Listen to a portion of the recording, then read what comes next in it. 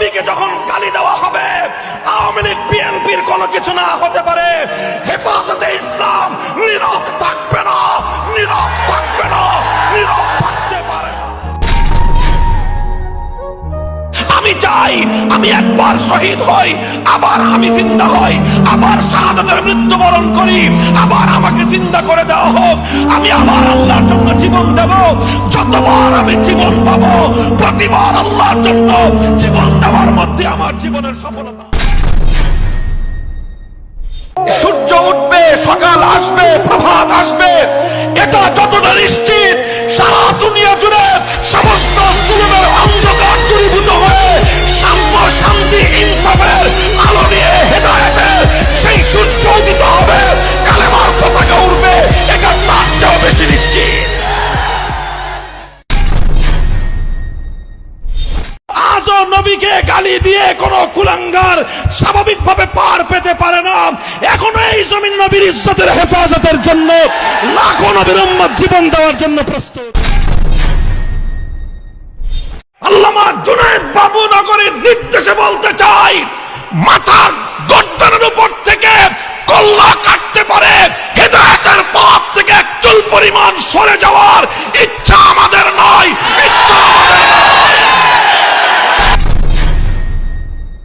আমি স্বনির্বন্ধ অনুরোধ করব, আগে এই নাস্তিক মুরতাদদের মুখ সামলে কথা বলতে বলেন। ওরা যখন আমাদের পূর্বসূরীদেরকে নিয়ে কথা বলে, ওরা যখন ১৫০০ বছরের ইসলামের ইতিহাসকে কলঙ্কিত করতে চায়, ওরা যখন আল্লাহর পয়গম্বরের খতমে নবুয়তের মঞ্চের উপর অবৈধ হস্তক্ষেপকারী কাদিয়ানীদের দোসর হিসেবে ওদেরকে প্রোটেকশন দিতে চায়, ওরা যখন আমার নবীর খতমে নবুয়তের সিংহাসন নিয়ে টানা হেচড়া করবার চেষ্টা করে, তখন আমাদেরকেও বলতে হয় শাহাদাতের রক্ত দেওয়ার জন্য কাফনের কাপড় পরে মাঠে না। তুমি আমাকে মৌলবাদী বলতে পারো, তুমি আমাকে মোল্লা বলে গালি দিতে পারো, তুমি আমাকে অনেক কিছুই বলতে পারো, কিন্তু মনে রাখো, এক আল্লাহকে যখন রাজি করবার সিদ্ধান্ত নিয়েছি, দুনিয়ার আর কাউকে রাজি করে আল্লাহকে নারাজ করতে পারবো না।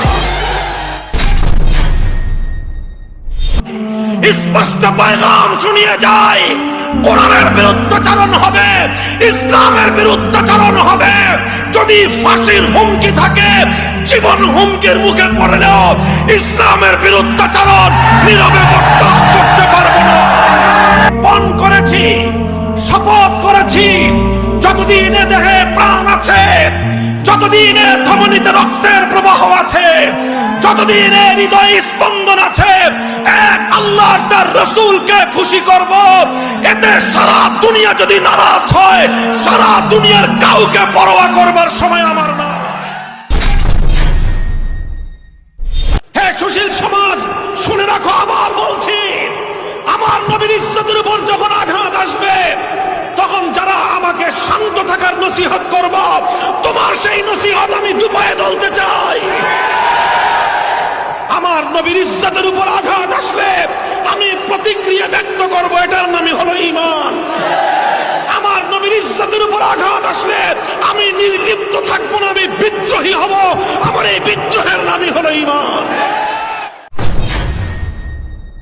ওলামায়ে কেরাম, কথা শুনে রাখেন, এদেশে আমরা ভাড়াটিয়া হিসেবে থাকি না, এদেশের মালিকেরা সূত্রে আমরা বসবাস করি। বিসমিল্লাহির রহমানির রহিম।